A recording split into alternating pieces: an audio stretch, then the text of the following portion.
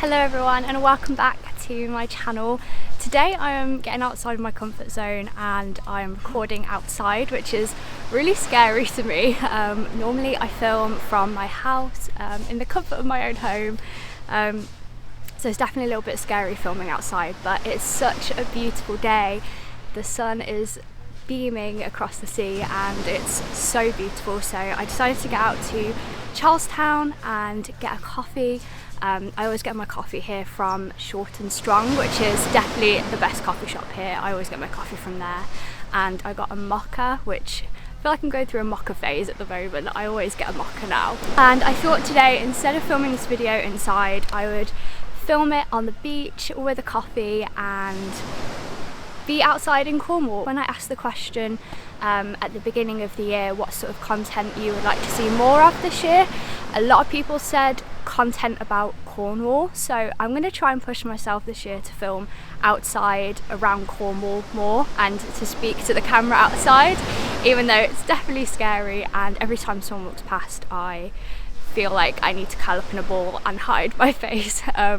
But I'm gonna keep going and I hope you really enjoy this video. So a few weeks ago I asked for your questions for an upcoming Q&A video, and I got a few questions here on YouTube and I also got quite a few questions on Instagram. So without further ado, let's get into the first question.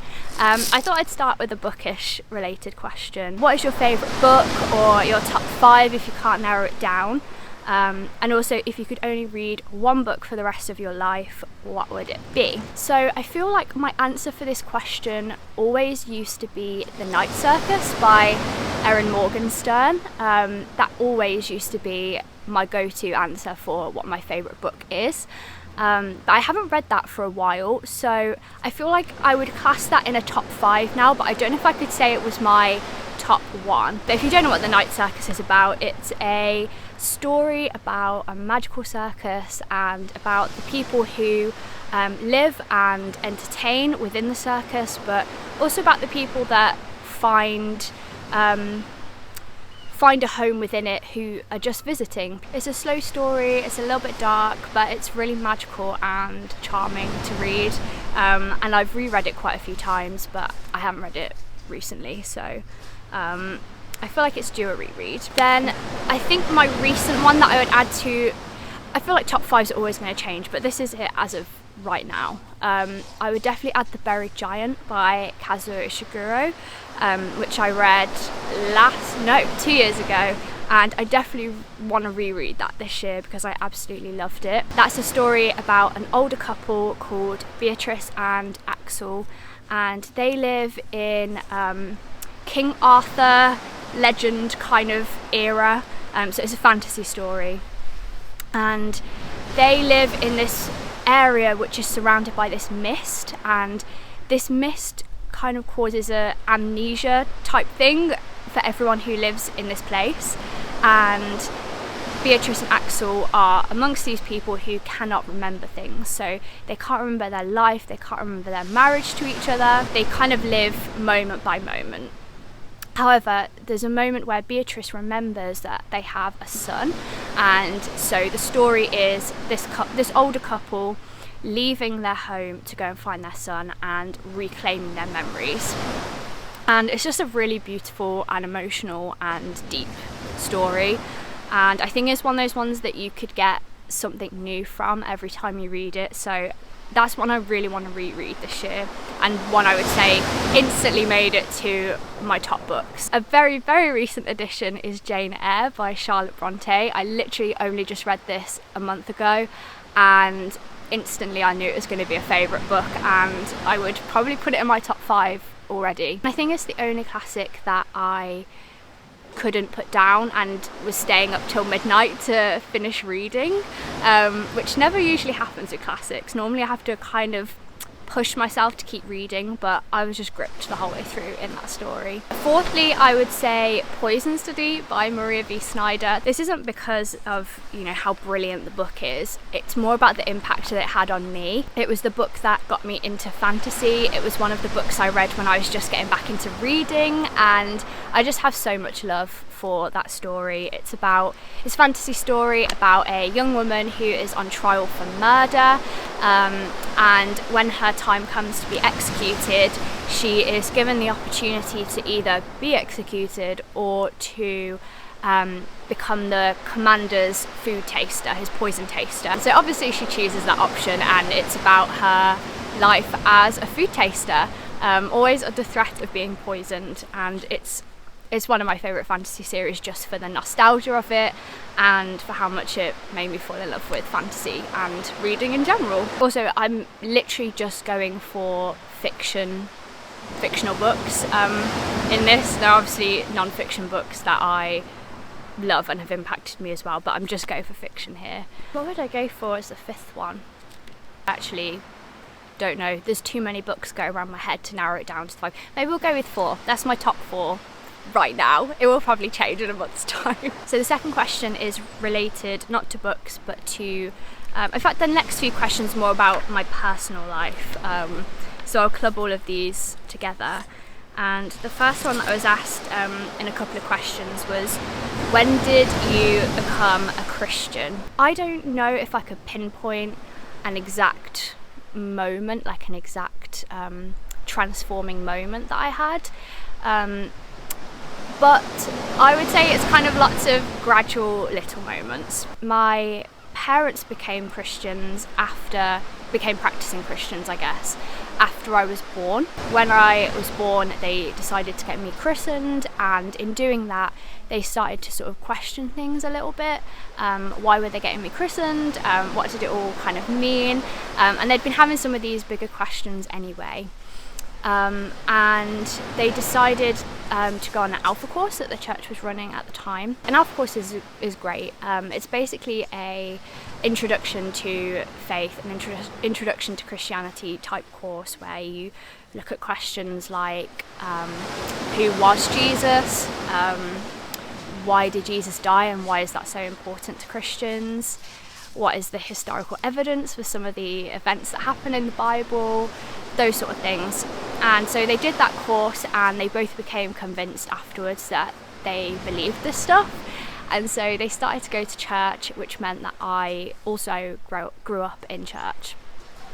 But I think because they had just become Christians after I was born, and because my wider family were not really practicing Christians anyway, I never felt forced or like I was surrounded only with that viewpoint on life. I think I was probably the only Christian in my school, definitely in my class growing up, and so I was always surrounded by other viewpoints and opinions, and so I think that gave me a really good foundation for exploring things for myself. I ended up going to a church at my uni, and there were so many moments at this church that really confirmed the reality of God in my life. I could give you so many examples, but I think a really defining one for me was I was working on a story. I was writing a story and in my spare time, and I remember praying one night that God would make it really clear to me if this was something that I was supposed to do with my life, because it was taking so much time. And so I prayed that God would make it really obvious if I was supposed to carry on writing this book. And I didn't tell anyone that I was writing this book. I don't even think my mom knew. Definitely my friends didn't know. Nobody really knew. So that Sunday I went to church, and they sometimes would do this thing at that church where you would have like a prayer appointment, and basically that meant that 2 or 3 people would just sit with you and listen to God and see what they felt or sensed God was saying to you. So I decided that Sunday I'll go to one of these and see what happens. So these 3 people that prayed for me, I didn't know them very well. I knew one of them very briefly, but the other 2 I literally didn't know them, and there was no way they could know A, that I even enjoyed writing, and B, that anything about the novel that I was writing. So the first one of them felt that God was saying that I was going to be a novelist. So I was like, okay. And then the second person started to describe this fantasy scene and said that they felt I was writing this story. So I thought, okay, that's really weird. And then somebody else said, I feel like you're going to write, I feel like God's saying that you are going to write fantasy stories for younger girls. And that is exactly what my heart is with writing. And that to me was one of those weird moments where you think, I literally asked God for an answer to this question and he answered it 3 times through people that know nothing really about me. And that was really for me a moment where I started to take things quite seriously, and it's also guided my life and what I do today and where I am. And throughout my life I felt God answer prayers so many times in really powerful ways. That was a really long answer. Short answer is there isn't one exact moment, but there have been lots of really impactful moments. So along that kind of question, somebody asked, did you go to university, and if so, what did you study? Yes, I went to university, as you can tell from that answer, and I studied history. I particularly, in my dissertation, focused on kind of late 18th, early 19th century history, and I looked at an asylum in York called the York Retreat, and I was focusing on how, because this was a Quaker asylum, I was focusing on how their faith and religion impacted the way that they treated mental health. What is your day job and what do you most enjoy about it? And then someone else asked, what do you do for a living? What's your day job? So I work as a PA to the directors of a local care company. So I work as a PA to the directors. I also do some social media and comms and various things. It's quite a varied job. What do I most enjoy about it? I'm somebody who loves organising, and so I get to do a lot of that in this job. I get to organise calendars and people and come up with processes and all sorts of things, and I really enjoy that. But then on a personal kind of level, I love seeing the impact and being able to communicate the impact through social media that the amazing support workers make in people's lives. I personally don't do any support work, but I have the privilege of getting to share stories and getting to share photos and just sharing what people are doing, and it's such an inspiring place to work. I always feel really inspired. So this isn't a question I was asked specifically on the post about this video, but it's one that I've been asked about in various comments of lots of my videos. So I'm going to just sort of summarise it here, which is, where did you move from and what took you to Cornwall? So I've only lived in Cornwall for the last 2.5 years. So my husband and I moved here from Coventry, which is in the Midlands of England, in the middle of the country, about as far away from the sea as you can possibly live. And we moved here, it was never in our plan to move to Cornwall. I have always lived in cities. I grew up in Birmingham, I went to uni in Leicester, lived in Coventry. I've always lived in the middle of the country in cities, and I never ever thought I would enjoy living in a rural place. I like it when it's busy, I like lots of activities to do, and I struggle with things being really slow. So it was never in our plan to move to Cornwall.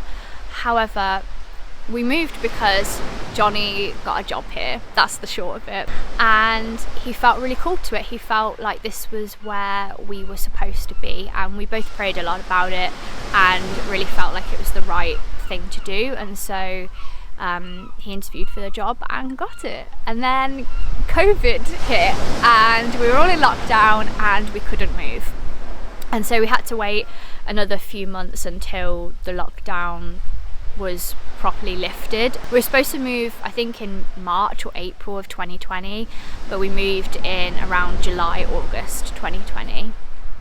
And yeah, that is why we moved. It was not a plan to move here, but I can honestly say I love it so much and would probably now struggle moving back to a city. There are definitely things that are a struggle living in Cornwall.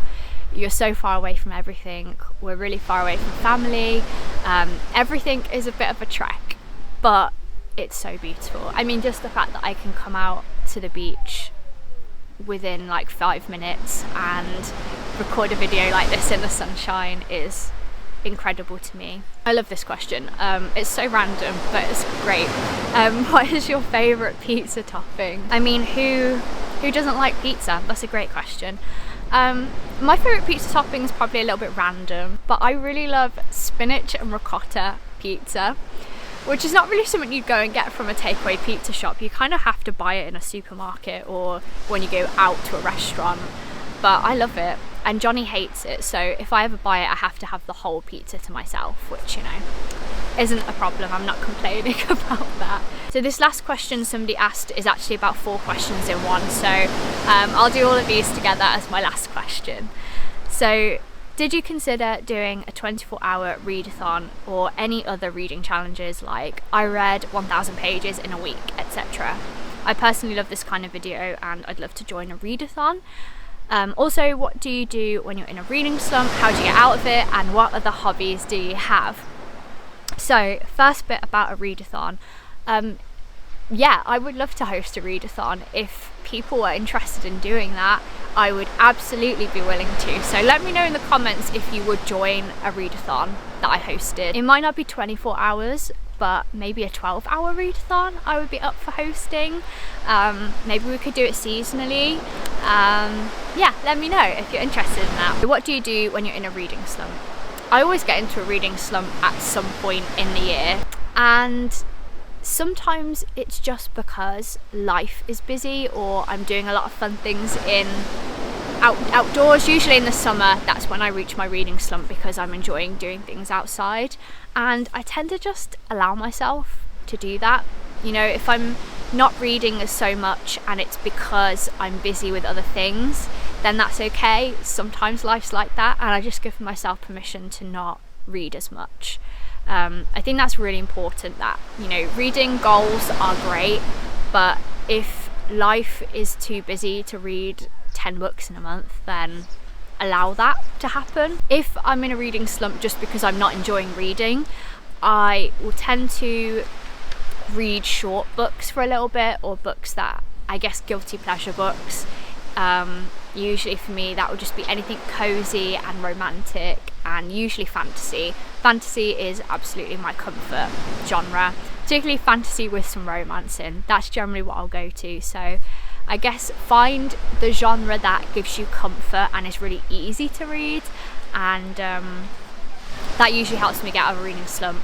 Also, reading a book with someone. Me and my friend, well, we actually haven't done it for a while, but last year we read quite a few books together, and I always find that's really helpful for getting out of a reading slump, because you have to chat and check in with someone about the progress you're making on that book, so that always really helps me. And then what other hobbies do you have aside from reading, I presume?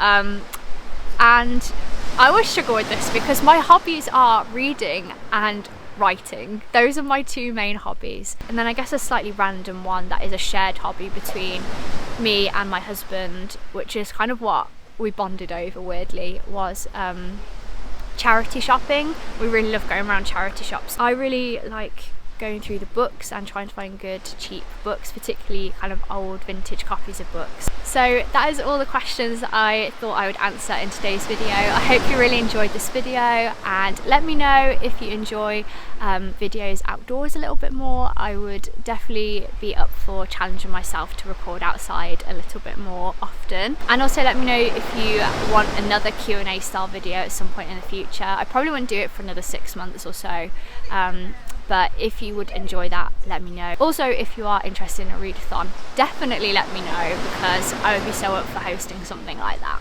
Thank you so much for watching this video. I hope you have a wonderful day wherever you are, and I'll see you very soon in the next video.